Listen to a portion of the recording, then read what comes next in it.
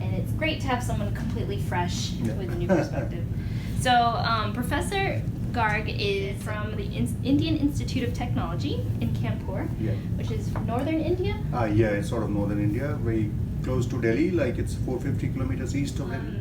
I read that you did your bachelor's at the National Institute of Technology. Yeah. And then your master's of engineering in the Indian Institute of Science, that's right. Bangalore. Yeah. And then finally, you did your PhD at Cambridge. Yes, that's correct. So that's a big change, coming from India all the way to Cambridge. That was a change, yeah. I mean, it was a nice change. If I go back a little bit in time, I mean, after my bachelor's, I worked in a steel company for a year. So during that time, I wasn't sure whether I wanted to get into research. But then after working for 1 year, I realized that I may want to do higher studies, and then I went to Institute of Science Bangalore for masters.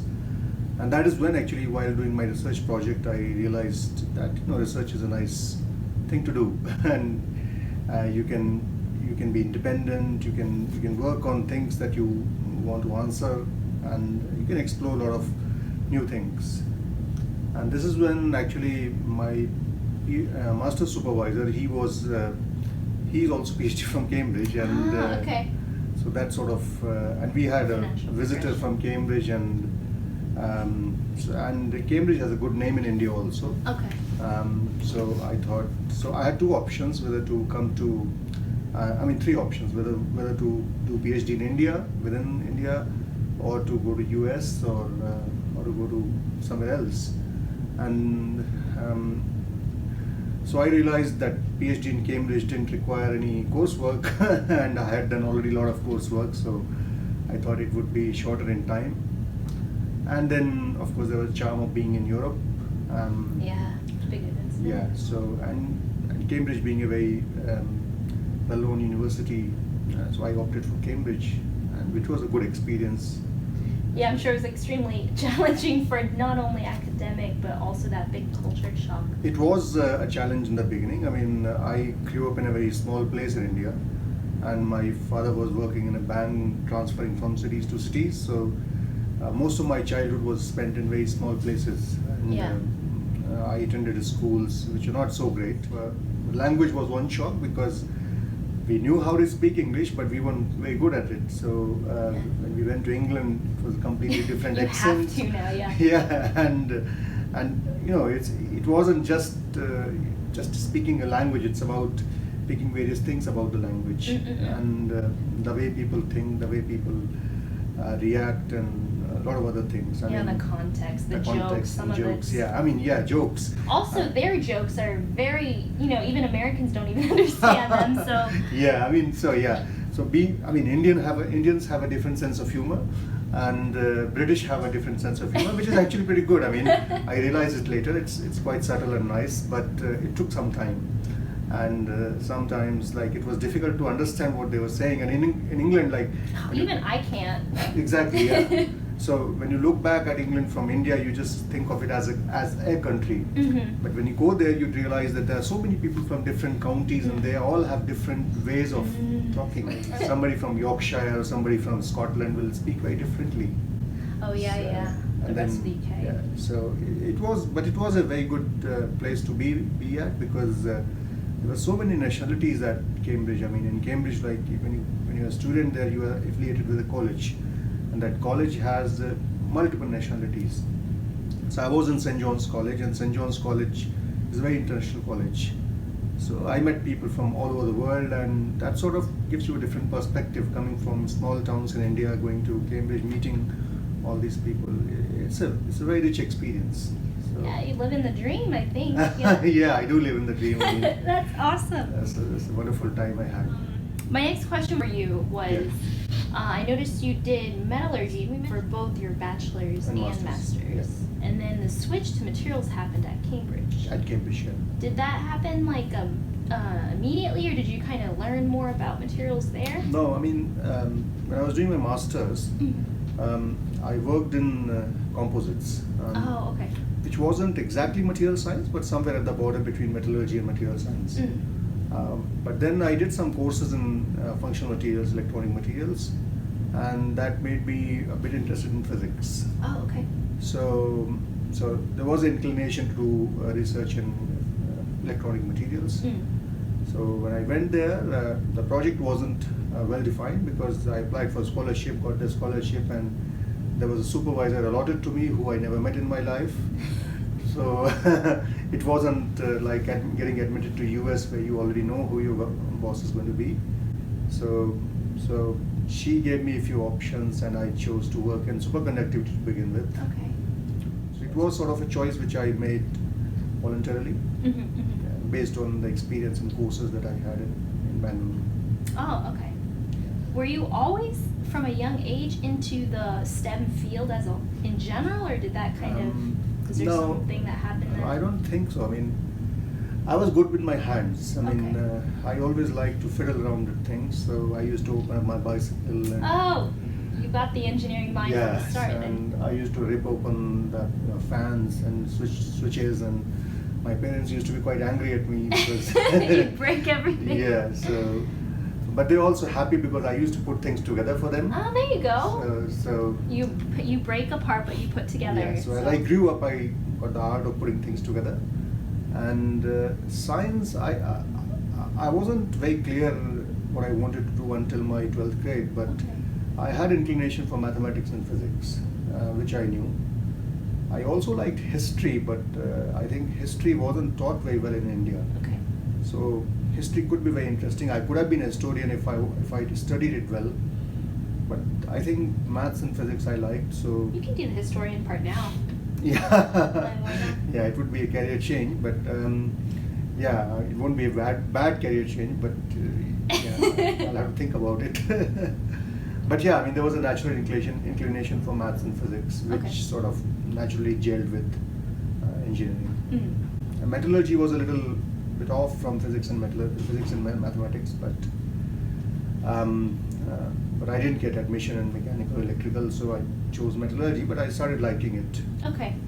And given the fact that It's a good stepping stone to material science. it is a good stepping stone. It's kind of the birthplace of it, right? Yeah, I mean, a lot of people in India used to think metallurgy is mining, but metallurgy is not It's mining. so much more than that, It's so much more than that, and I think a lot of the not every single university in the U.S., but a lot of the bases for material science, they always have a sort of section at least on metallurgy. Absolutely. And that's when we all had to etch, use that, find the grain boundaries and stuff. Yeah. But that was always a good transition because we started using all the characterization tools. Yeah. But then after that, the world kind of opened. Yeah. And then you're like, oh, well, from metals, it's not, too far of a stretch to use it in construction. And then with construction, you have what you mentioned, composites. Absolutely. So it's almost like the beginning chapters, I guess, of materials. I mean, the fact I liked about materials is, I mean, so this is something I use in my teaching analogy, like our own development as human beings is named after materials, like you go Stone Age and Bronze Age and the Industrial Iron Revolution Age and all that. Silicon Age. All of this is after materials. Yeah. If we didn't have materials, we wouldn't be sitting here in this lab with everything around us. Well, there's your history coming into play then. Yeah, so you've exactly. got the metals were probably the backbone before. Absolutely.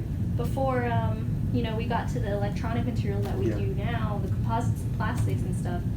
And it's been that evolution over time. And even the evolution of metals is very interesting. I mean, interestingly, if you look at the history of metals, you will see that noble metals came before bronze and Really? brass. So you can see gold is very old. Oh, you're right. Yeah. And the oldest building materials used to be So some of those. So stones obviously were there, but I mean, we invented gold before we invented iron.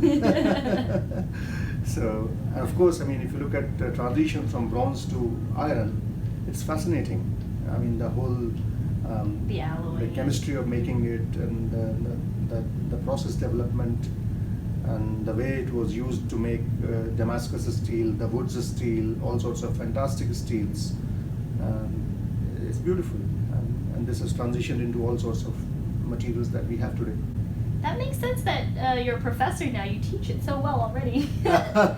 Did you know that you were going to be a professor also in PhD? I didn't know. I mean, I wasn't sure. In fact, after first year of my PhD, in my first year, as I told you, I worked on superconductivity, and the project didn't succeed.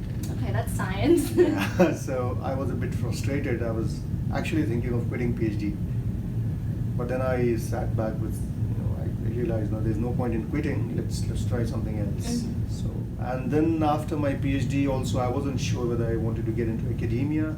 I didn't make choices, they just came along. So I was open to work in industry. In fact, I also worked in semiconductor industry for a while in Infineon. So I was working as process engineer and DRAM manufacturing. Slowly, steadily, I realized that I like teaching. And in Cambridge, actually, I had the option of teaching undergraduates. So in Cambridge, there is a process of called a supervision. So you teach undergraduate students privately, and you make some money as a graduate student. And I realized that I like that. Oh, that's great. I think more universities should offer that, so we can at least explore. Absolutely, it's a wonderful thing for graduate students. I think in US you guys do some TA-ship and stuff. We do some TAs. They're not exactly the same. I think it really depends department to department. But there are more universities that have these types of sort of transitions where you can test it out for a while.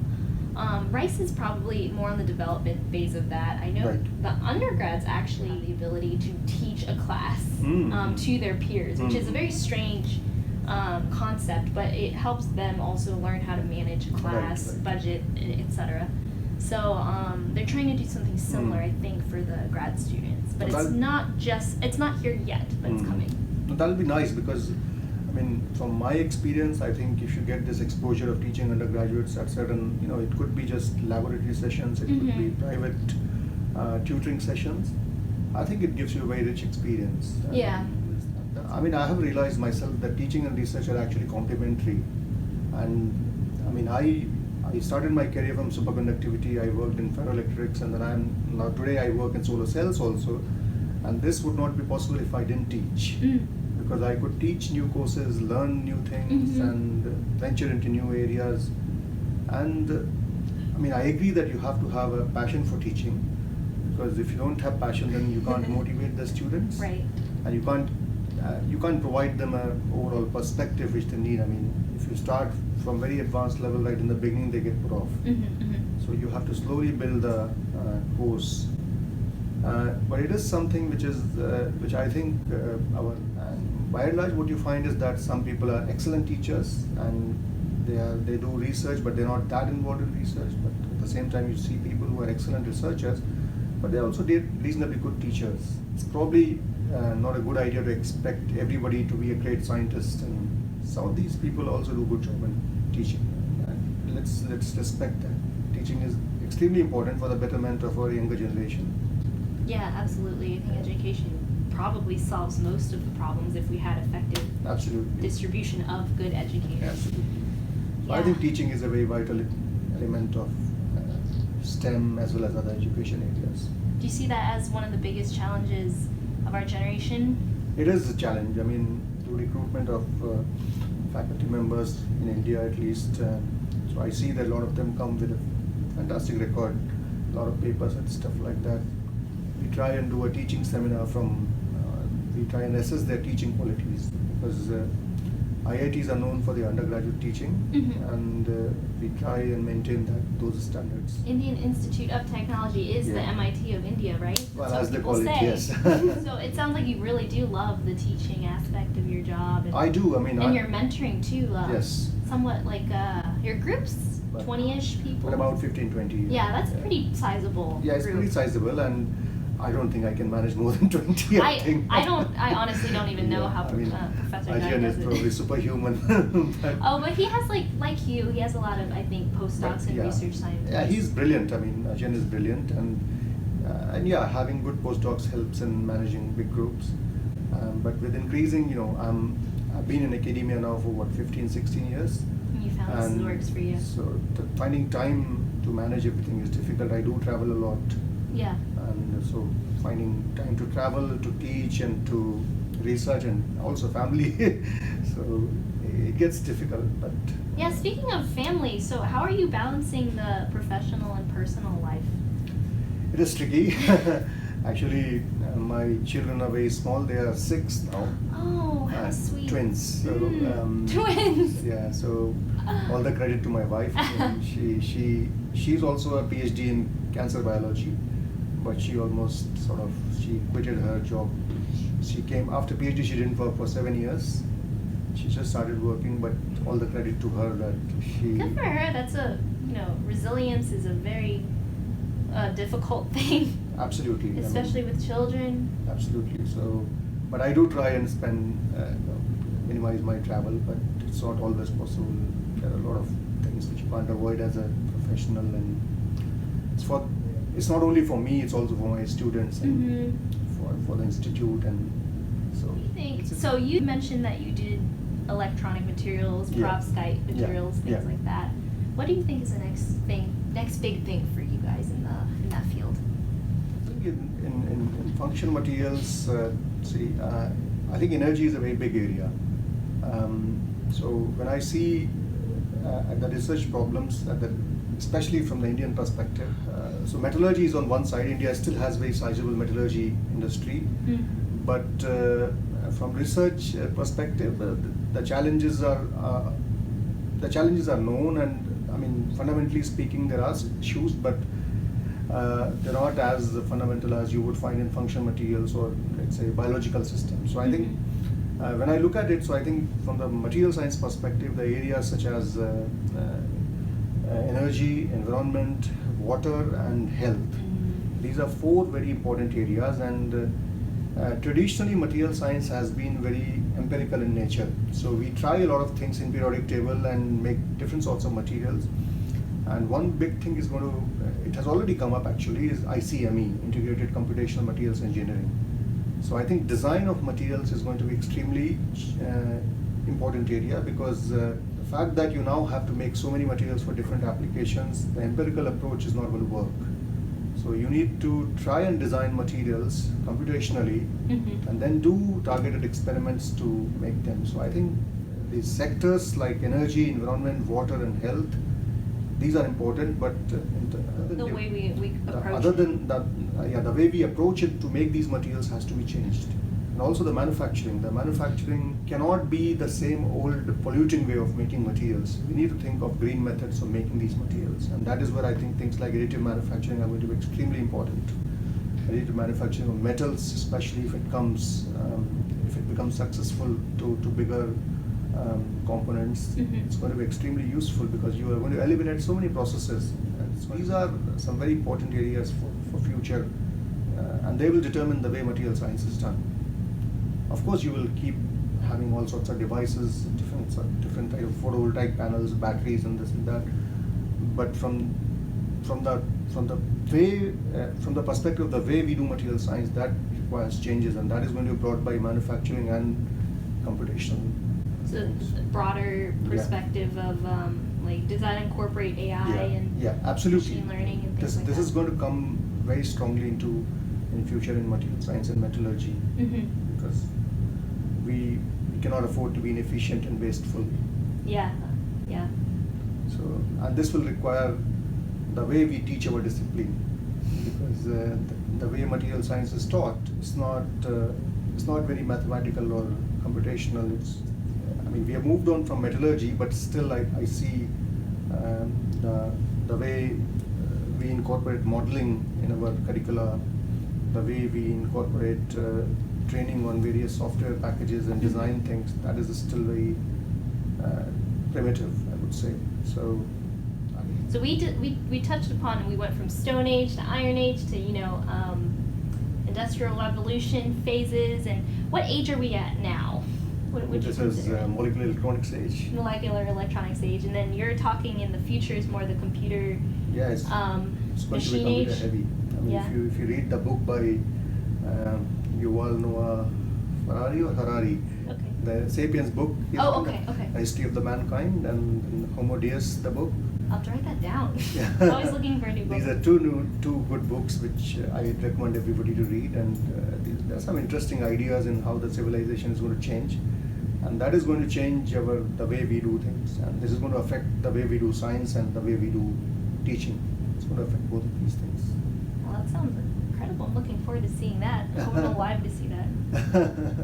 Okay, so usually in the end of all the talks I do, I ask kind of a very silly question. Okay. So your silly question is, who is your favorite superhero and then why? How is my favorite superhero? Wow. I think my favorite superhero was Spider-Man. Really? Yeah. And I liked Spider-Man because he could do a lot of things with different flexibilities and he didn't- Multifunctional. multifaceted. He didn't use the muscle power only, and he had all these strings to hold himself here and there. I find a lot of material scientists like that biomimetic stuff, so it makes sense. Yeah, and there is. I almost thought you were going to say Iron Man, but No. There was. I mean, something that came close to was this movie of Arnold Schwarzenegger in which this man melts and then he regroups into was it Terminator? I think. Okay. So I like Spider-Man. I mean, Iron Man could have been a choice for me as a metallurgist, but I like the flexibility of Spider-Man. Thank you so much, Professor Garg. Thank you very It was a much. pleasure talking to you. Bye. And that's it.